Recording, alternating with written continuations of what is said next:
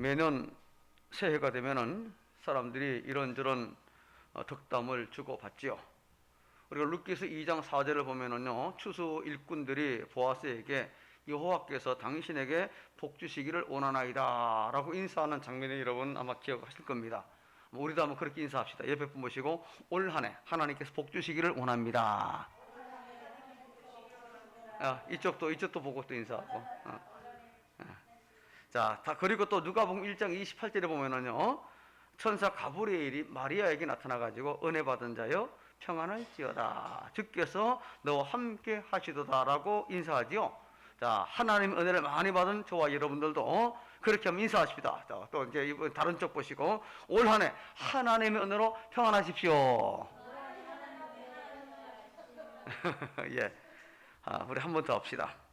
창세기 1장 31절에 보니까 하나님께서 세상을 창조하신 이후에 맨 마지막 날 6일째 다 마치고 나서 하나님 보시기에 힘이 좋았더라 라고 말씀을 했잖아, 그죠? 그래서 우리도 한번 그렇게 인사를 하도록 하겠습니다. 올 한 해 하나님 보시기에 힘이 좋은 한 해가 되기를 원합니다. 너무 길어요? 예, 오늘 2021년 1월 마지막 날, 또 마지막 주일입니다. 코로나19 팬데믹이지만 예배당이든 또 가정이든 예배 자리에 있는 여러분 모두 주님의 이름으로 사랑하고 축복합니다. 올 한 해 하나님께서 부어주실 그 은혜와 사랑으로 저와 여러분의 삶에 풍성한 열매가 가득하기를 다시 한번 축원합니다. 우리가 뭐 한 달이 다 되겠지만은 한번 이 새해가 되면은요, 많은 분들이 심기일전 해가지고 이전보다는 나은 삶을 살기 위해서 참 노력하는 걸 많이 보지 않습니까? 그리고 그런 노력들이 뭔가 주로 새로 시작한다든지 아니면은 뭔가를 시도하는 것들로 나타나는 걸 많이 볼 수 있습니다. 예를 들면은 그동안 방치했던 건강을 제대로 관리하기 위해서 운동을 다시 시작을 한다든지, 다이어리를 구입을 해가지고 새해에는 내가 이렇게 저렇게 살 것인가에 대한 어떤 구체적인 계획을 세워보기도 할 겁니다. 또 공부하는 학생들은 부족했던 학업의 성취도를 높이기 위해서 방학 동안에 국영수를 중심으로 새롭게 공부를 시작하는 그런 경우도 있지요. 내가 소망했던 삶이지만은 그동안 이런저런 이유들로 인해서 실천하지 못했던 부분들에 대해서 새로운 마음가짐으로 도전하는 그런 분들도 있습니다. 자, 우리 신앙인들도 마찬가지지 않습니까? 새해가 되면은 영적인 부분에 있어가지고 새로운 어떤 각오를 많이 다지게 되지요. 예를 들면 올 한 해 내가 반드시 성경을 한번 읽어야 되겠다, 일독해야 되겠다. 교회에서 성경 쓰기를 한다고 하는데 나도 동참해야지. 이래서 동참 안 하면 참 간이 무척 큰 분들입니다. 그죠? 혹은 정기적인 시간을 정해놓고 이 하나님 1대1로 만나 친밀한 시간을 내가 가져야지. 혹은 내가 주님을 전하기 위해서 한 영혼을 품고 내가 섬길 쓰고 내가 할 수 있는 뭔가에 대해서 내가 관심을 기울이게 된다는 겁니다. 해마다 새로운 마음으로 각오를 다지면서 나름대로의 새해 계획을 세웠고, 또 아직까지 혹 세우지 않은 분들은 여러분 세울 수 있기를 바랍니다. 물론 내가 세운 계획들이 실제로 삶 속에서 그대로 다 되지는 않지만 그래도 계획이 전혀 없는 것보다는 하나님 앞에 나와 기도하며 새로운 계획을 세우고 새해를 시작하는 훨씬 더 좋지 않을까, 그죠? 그런 생각을 우리가 해봅니다. 자, 우리가 이처럼 매년 새로운 계획을 가지고 있듯이요, 하나님께서도 우리에 대한 새로운 계획을 갖고 있는 줄로 믿으시기 바랍니다. 우리 각자에게 영적인 깨달음을 통해서 주실 때도 있고, 혹은 교회를 통해서 영적인 방향을 우리에게 제시해주는 그런 경우도 있습니다. 자, 우리는 올해 하나님과 동행이라고 하는 공동의 목표를 갖고 출발을 했습니다. 자, 하나님과의 동행은 여러 가지 방법이 있겠지만은 말씀과 성령 그리고 이웃과 함께하는 거로 그 범위를 우리가 한정을 지었습니다. 그렇습니다. 하나님과 동행하는 구체적인 방안 가운데 하나가 바로 뭡니까? 말씀과 함께하는 것. 하나님의 말씀인 성경과 함께하는 것이야말로 정말 이것이 하나님께 통한 첫 출발이요. 이것이 제일 중요한 일이에요. 그래서 말씀과 함께함으로 우리 하나님이 원하시는 성도, 하나님 원하시는 교회의 모습을 우리가 한번 살펴보고자 합니다. 자, 영적인 공동체를 세우는 일에 있어서 우리 각자가 해야 될 일이 있지요. 고린도전서 12장, 사랑장 바로 앞에 있는 겁니다. 12장 12절로 31절에서 말씀하고 있는 것처럼 우리 모두는 예수님의 지체인 몸으로서 어떤 사람은 눈의 역할을, 어떤 사람은 귀의 역할을, 어떤 사람은 입의 역할을, 또 어떤 사람들은 뭐 발의 역할, 어떤 사람들은 뭐 이런저런, 그래서 다양한 순서를 역할을 맡고 있지요. 혹 지체들이 머리 대신 이 예수님의 지시를 따라 순종할 때에 그 지체들 간에 다툼이나 분쟁 없이 건강한 몸을 유지하는데 활발하게 활동을 할 수 있는 그런 이제 모습이죠. 이것이 연결되지 않으면은 뭔가 큰 심각한 문제가 있고 잘못될 가능성이 참 많이 있는 거죠. 우리가 읽지 않고 이제 좀 이따 읽을 텐데 오늘 본문 중 하나인 느헤미야 2장에 보면은요, 느헤미야의 지도에 따라서 예루살렘에 있는 백성들이 각자 자기에게 주어진 역할을 아주 훌륭하게 감당하고 있는 걸 우리가 볼 수 있습니다. 바로 이런 모습이 이 땅에서 승리하는 신자의 모습이고 또 건강한 교회의 모습이라는 겁니다. 우선 여러분이 잘 할 수 있는 것으로 주의 몸된 교회를 열심히 섬기시기를 바랍니다. 만약에 잘하는 것이 없다고 한다면은 모임에 열심히 참여해서라도 서로를 격려해주고 세워주는 일을 잘 할 수 있기를 바랍니다. 저도 처음에 신앙생활 할 때 뭐 할 수 아는 것도 없고 아무것도 모르잖아요. 고등학교 2학년 나갔는데. 근데 하여튼 토요일날 주일날 빠지지 않고 나갔어요.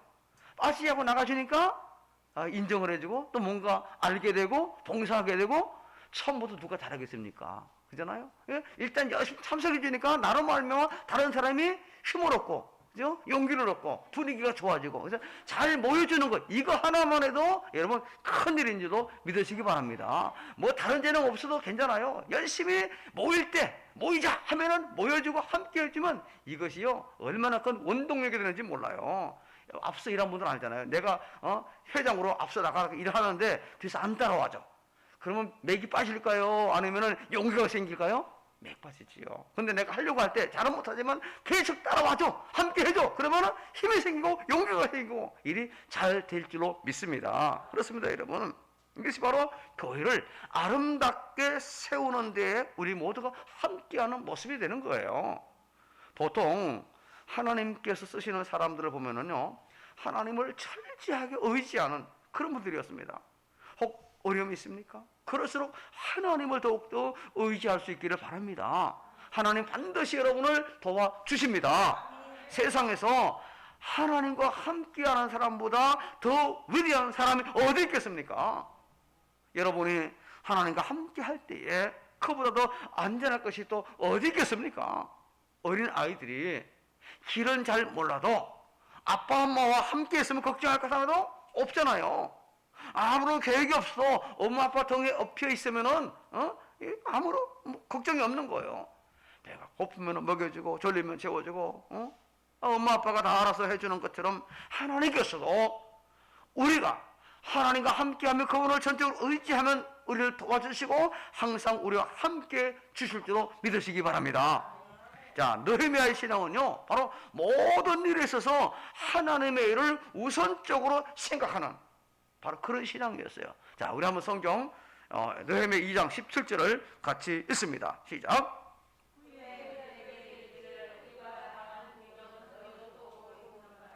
예루살렘이 항폐하고 성문이 불탔으니 자, 예루살렘 성을 건축하여 다시 수치를 당하지 말자 하고. 유다가 완전히 멸망했잖아요. 하나님께서 다시 돌아오겠다 70년의 약속의 그 예레미야를 통해서 그 약속대로 다시 돌아왔습니다. 돌아왔지만 이미 성은 다 해파되고 성문은 불타고 성교도 해파되고, 먼저 서룹바벨이 와서 성전은 건축했지만 여전히 성벽은 무너지고 성벽은 무너지고 또 성문 다 불타버린 그런 상황이에요. 그래서 이 느헤미야는요 이 메데 페르시아에서 회파된 예루살렘 성이 그 소식을 듣고 눈물을 흘리며 기도합니다. 그러면서 예루살렘 그 성이 재건되기를 간절히 소원했어요. 그리고 그 일에 전념했을 때 하나님 그에게 놀라운 그 일을 할 수 있도록 하나님이 역사해 주십니다. 느헤미야는 자신이 세운 계획에 대해 조금도 절망하지 않고 하나님께서 반드시 그 일을 할 수 있도록 도와주실 것을 분명히 믿은 거죠. 저와 여러분들도 하나님을 위해서 또 어떤 선한 계획을 세웠다면 그 일에 대해 조금도 낙심하지 마시기를 바랍니다. 하나님이 이렇게 함께 하심으로 이 일에 함께 하시면 반드시 이루어 주실 것이다 라는 믿음만 가지면 절대로 실패하지 않고 선한 열매가 나타나게 될 줄로 믿습니다. 여러분이 하나님의 일을 위해서 어떤 계획을 세웠다면 하나님 도와줄 줄을 믿고 기도하면서 여러분이 하는 그 일을 통해서 하나님께 영광 돌릴 수 있기를 축복합니다. 바로 이런 신앙을 가지고 살았던 느헤미야에게 바로 하나님의 선한 손이 도와주고 아닥사스다 왕이 그를 돕게 해주었고 그가 하는 일에 형통한 길이 열어지게 되었고 마침내 모든 백성들이 일어나 함께 예루살렘 성을 재건하는 놀라운 일을 이루어놨어요. 방해꾼들이 많이 있었지만은 그러나 하나님이 도와주심으로 그 일을 감당했잖아요. 느헤미야처럼 매사에 나에게 일어나는 이 일들을 하나님 기도로 보고하고 항상 하나님께 의지하며 모든 일에 하나님의 일을 가장 우선으로 생각하는 신앙으로 날마다 승리하는 저와 여러분 우리 모두가 다 되어지기를 주의 이름으로 축복합니다. 여러분 교회는요 무엇보다도 하나님의 말씀으로 새로워져야 돼요.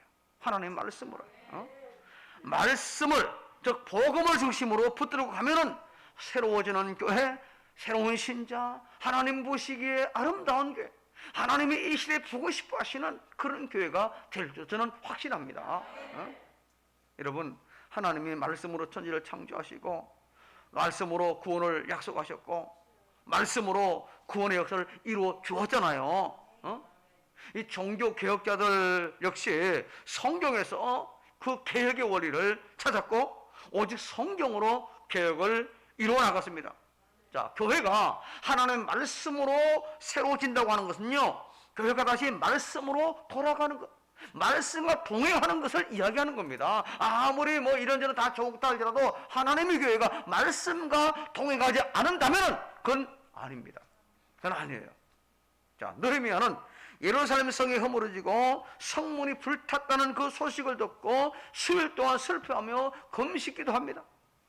그래 하나님의 은혜로 총독이 되어서 총독이 되어 예루살렘으로 돌아온 느헤미야는 먼저 무너진 것이 어딘지 밤중에 나가 다 살펴봅니다. 지금 우리 한국교회도 이런 느헤미야의 가슴앓이가 필요할지다 그렇게 생각합니다. 이곳저곳 무너진 것들을 살피면서 함께 눈물을 흘리며 통곡해야 할 때 최근 참 안타까운 것이 무엇입니까?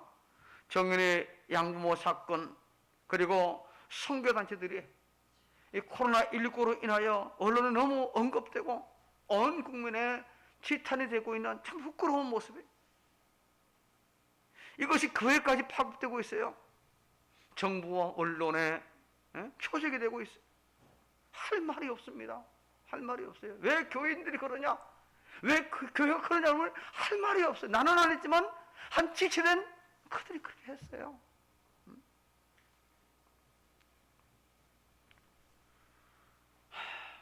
지난 봄에는 이단 신천지가 문제였는데 이제는 좀 극단적인 교리를 가진 다소 문제가 있는 인터코비 운영하는 열방센터 뭐 백투더 예루살렘 백투더 예루살렘이 아니에요. 백투더 성경이에요.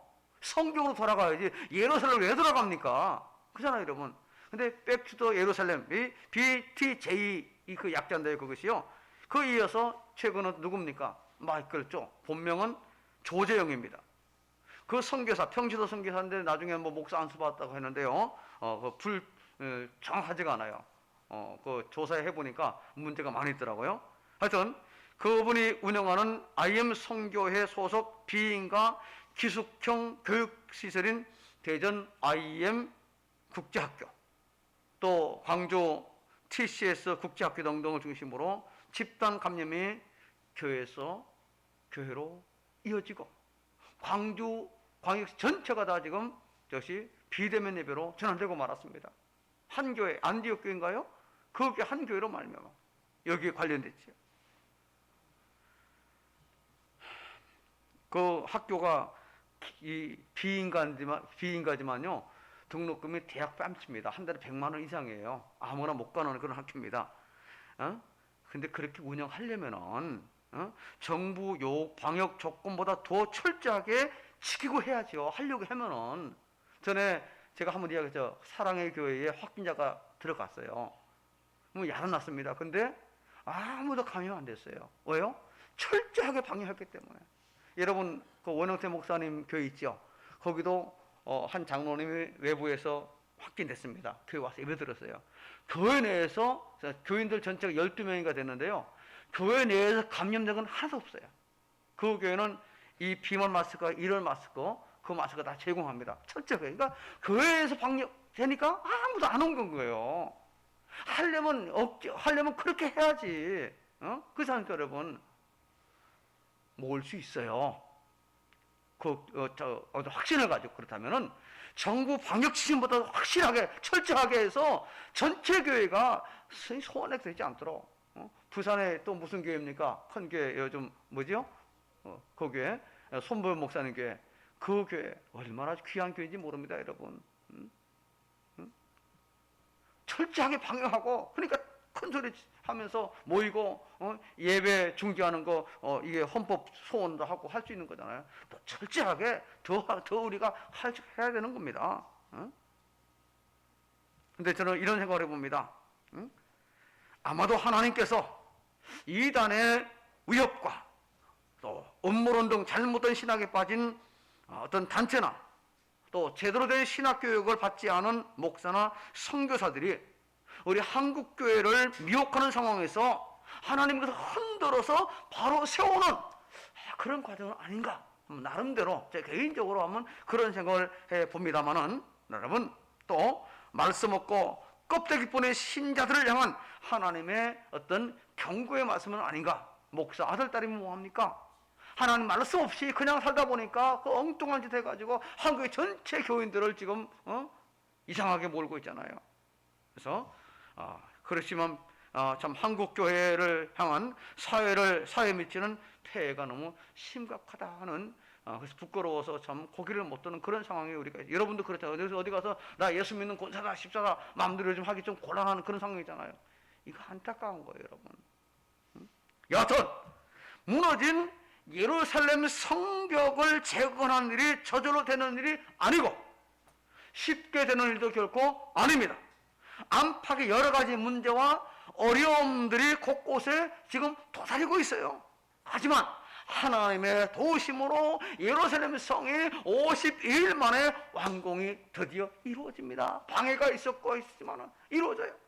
여러분, 교회가 한 마음 한 뜻으로 나아가면은 성벽이 재건되는데 그래 오랜 시간이 걸리지 않습니다.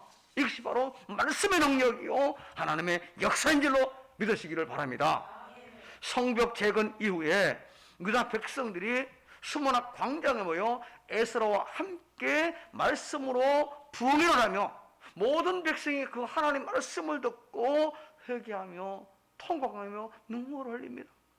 바로 이것이 우리가 기대하는 한국교회의 변화된 모습, 더 나아가 우리 교회의 변화된 모습이라고 할 수 있고, 바로 이런 모습이 지금 우리 한국교회가 꼭 이루어야 할 모습이 아닌가.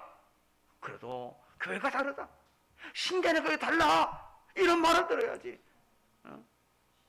계란 투척을 당하고 교회가 이건 아니잖아요. 히브리서 11장 3절에 보니까 믿음으로 모든 세계가 하나님의 말씀으로 지어진 줄을 우리가 아나니 했어요. 그리고 말씀으로 온 세상을 창조하신 그 내용이 바로 창세기 1장에 나오지 않습니까? 말씀으로. 또 우리는 말씀의 놀라운 능력을 에스겔 37장을 통해서 확인할 수 있잖아요. 선지자 에스겔이 하나님의 권능의 환상 중에 어느 골짜기를 갔을 때 그 골짜기에 마른 뼈들만 가득 차 있습니다. 30절에 보니까 하나님께서 그 앙상한 뼈를 바라보고는 에스겔에게 인자야, 이 뼈들이 능히 살 수 있겠느냐 질문하죠. 에스겔 선지자가 하나님의 명령에 따라 그 뼈들에 대하여 대언했더니, 하나님 대신 말씀했더니 말씀대로 뼈가 살아서 움직이더니 하나님의 큰 군대가 되었다라고 했어요. 하나님의 말씀이 곧 하나님의 뜻이고 하나님의 능력이기 때문에 말씀대로 이루어지는 것이 지극히 당연한 길로 저는 믿습니다. 우리 인류의 역사가 한치 오차도 없이 하나님의 말씀대로 이루어진다는 이 사실을 믿는 것이 누굽니까? 우리 신자잖아요.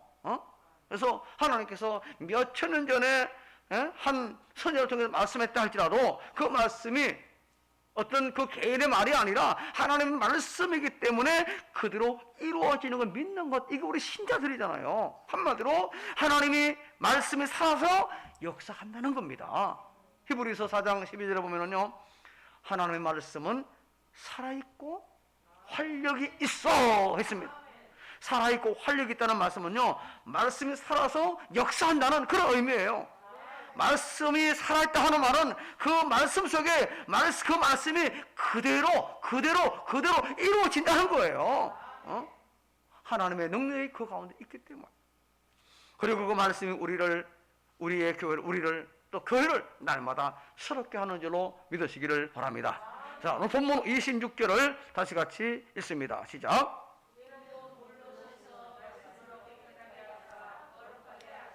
자, 이 말씀은요, 우리 교회에 대한 주님의 사랑을 지금 설명해주는 그런 내용이에요. 자, 예수님이 자기를 십자가에서 희생시킨 그 목적이 뭐냐?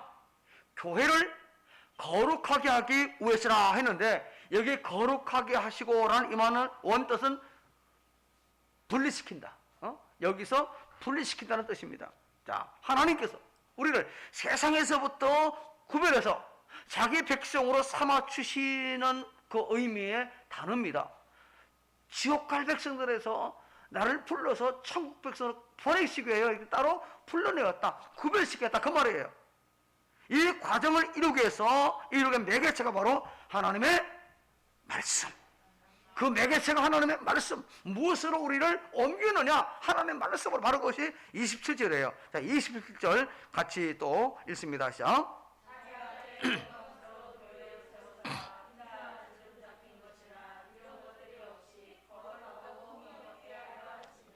자, 이게 흠이 없는 교회의 모습을 묘사하는 말씀이죠. 정결하게 하는 행위와 하나님의 말씀이 서로 밀접하게 연결되어 있다는 거예요. 하나님 말씀과 그리고 이 뭡니까? 정결하게 하는 것이 별개가 아니라 서로 밀접하게 연결되어 있어요. 여기 T는 뭡니까? T는 어떤 결정. 주름은 뭡니까? 좀 매끈하지 못하고 아름답지 못한 그친 것들. 한마디로 교회는 티나 주름 잡힘 없이 거룩하며 흠이 없도록 항상 준비되어 있어야 된다. 여러분, 교회는 눈에 보이는 지금 건물을 말하는 게 아닙니다. 우리 공동체, 저와 여러분을 이야기하는 거예요. 교회는요. 에베소 5장 26, 27절에서는요, 예수님이 교회를 세우기 위해서 희생 제물이 되신 그 이유가 무엇인가를 지금 세 가지를 말씀하고 있는데요. 첫 번째는 교회를 물로 씻고 말씀으로 정결하게 해서 거룩하게 만들었다. 두 번째는 하나님 앞에 영광스러운 교회로 세우고, 세 번째는 흠이나 티가 없이 거룩한 교회가 되게 하실 것이다. 이 세 가지 말씀하고 있어요, 본문에서요.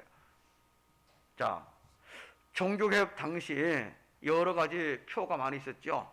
그 중에 가장 중요한 것이 바로 오직 성경. 자, 종교개혁자들은요, 말씀으로 돌아가서 말씀을 기준으로 교회를 새롭게 세우려고 노력한 그런 분들이죠. 자, 지금도 마찬가지지만은요, 이 천주교는요, 전통을 굉장히 중요하게 여겼습니다.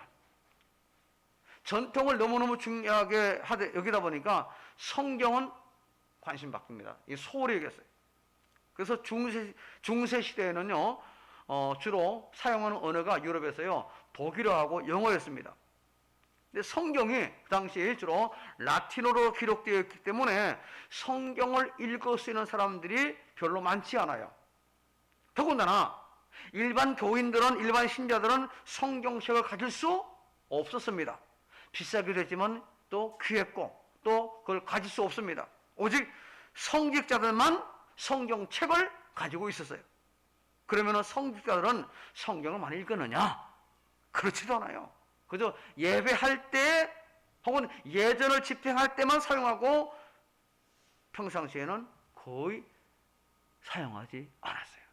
오늘날 신자들이 교회 올 때는 요즘 가지고 오지 않은 교회들 오고 집에 뒀다가 일주일 먼지에 툭툭 털어가지고 교회하는, 이것보다 심각하게 했다는 겁니다. 성경은 그냥 예배 때만 그냥 보는 거예요. 형식적으로.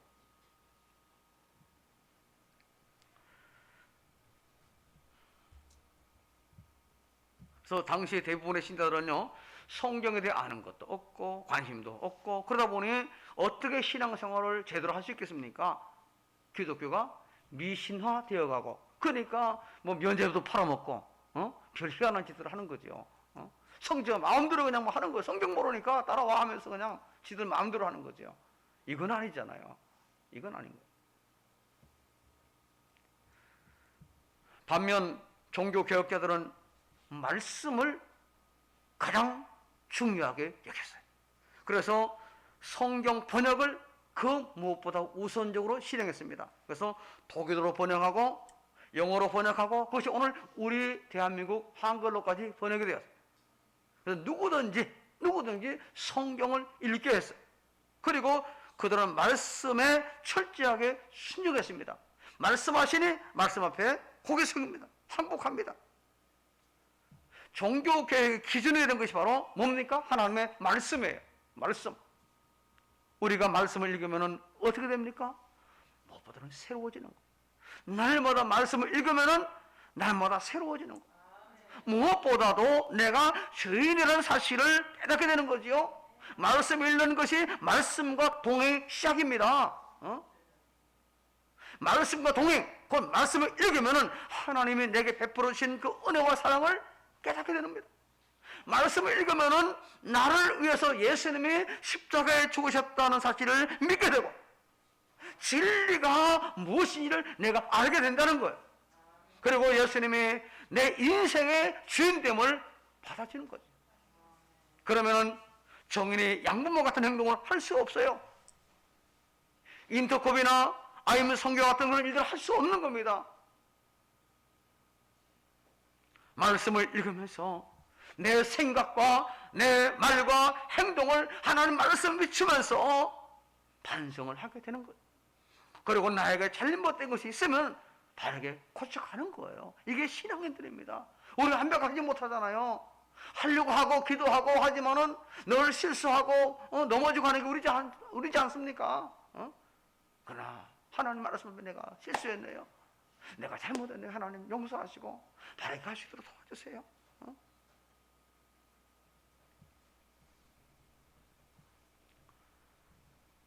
여러분, 나 혼자만 새로워지는 걸로 끝나지 않아요. 다른 사람들, 특히 나보다 약한 사람들을 도와주게 됩니다. 그래서 다른 사람들의 삶을 새롭게 바꾸고, 우리의 가정과 내가 속해 있는 어떤 공동체, 내가 일하는 그 날마다 새로워질 뿐 아니라 나로 말미암아 내가 속해 있는 가정과 교회가, 사회가 새롭게 되는 역사가 일어나게 될 줄로 믿습니다. 그 역할을 감당해야 되는 겁니다. 이것이 바로 말씀과 동행하는 것이고, 이렇게 말씀을 읽으면은 말씀에 대한 확신이 생기고 그 말씀 위에 내 삶을 든든하게 세워가는 거지. 여러분, 소설책을 읽다가 확신에 이르게 되는 경우는 없어요. 재미는 있을지 모르지만은, 철학책을 읽다가 확신에 이르게 되는 경우도 없어요. 깨달음을 얻을 수 있을지 모르겠지만은, 영어나 수학을 공부하면서 그렇구나 하면서 지식을 얻게 되는 것은 맞지만, 어떤 확신이 생김으로 내 인생을 여기 걸겠다 이런 경우도 없어요. 그러나 말씀을 읽고 확신에 이르게 되면 담대해지고 겁나는 게 없습니다. 마음의 평안이 넘치게 됩니다. 마음이 평안해지니까 왠지 여유가 생기고 좌우나 우러나 치우지 않고 항상 정도를 걸어가게 되는 것 아니겠습니까? 내 앞에 장애물이 생겨도 어떤 유혹이 있어도 핍박이 있어도 그것들을 말씀으로 그때니 극복하는 비결인지로 믿으시기를 바랍니다. 자, 말씀을 정리하십시다. 지난 2020년은 정말 힘들고 어려웠어요.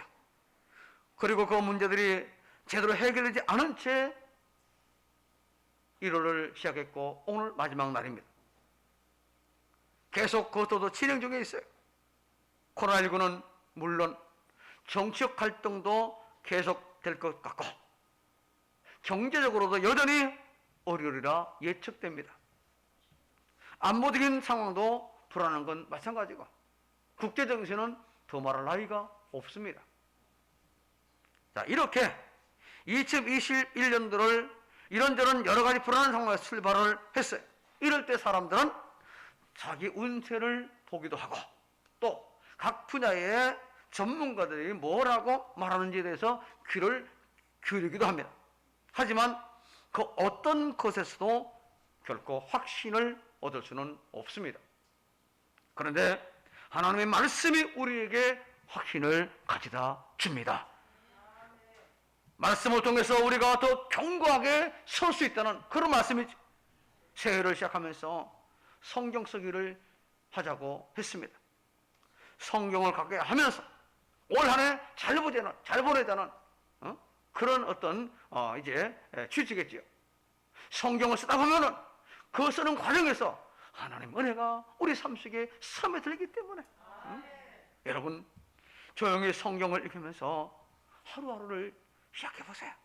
오늘 내가 해야 할 일이나 어떤 사람을 만나야 하는데 괜히 신경 쓰이고 걱정되는 문제가 있을 때 말씀을 읽으면 그 말씀이 우리에게 지혜를 주고 내가 할 일에 대해서 확신을 가지게 될 줄로 믿습니다. 또 말씀을 암송해 보세요. 그러면 더 확신에 이르게 되고 마음의 평안을 얻게 될 것이고 하루를 담대하게 시작하고 마무리하게 될 것입니다. 만약 저와 여러분들이 저녁 시간에 말씀을 읽는다고 생각해 보십시다. 주보에 있는 여기 성경 매일 성경 읽기 있죠? 주일 오후 예배 순서 바로 밑에 월요일날 주일날부터 쭉 있는데 그걸 체크하면서 오늘 내가 살면서 생각할 것, 말할 것, 또 행동한 것 가운데에 이건 좀 잘못됐구나, 이렇게 하면 안 되는데 이 문제는 이렇게 해야 되겠구나 라는 지혜를 얻게 된다는 거예요. 여러분, 우리가 캄캄하고 불안한 세상에 살지만은 올 한 해도 어김없이 말씀과 동행하면은 이 말씀이 우리에게 빛이 될 줄로 믿습니다. 유혹과 핍박이 많은 세상을 살아갈 때에 말씀 붙잡고 살면은 우리의 삶이 날마다 새로워질 줄로 믿습니다. 절대로 흔들리지 않는 삶을 살게 될 것입니다. 더 나아가 우리가 섬기는 교회도 말씀으로 점점 새로워지는 교회가 될 것이고, 그러면 올 한 해 말씀과 함께 동행함으로 더 새롭게 더 풍성하게 만들어가는 강중앙의 저와 여러분 우리 모두가 다 되기를 주의 이름으로 축복합니다. 축복합니다.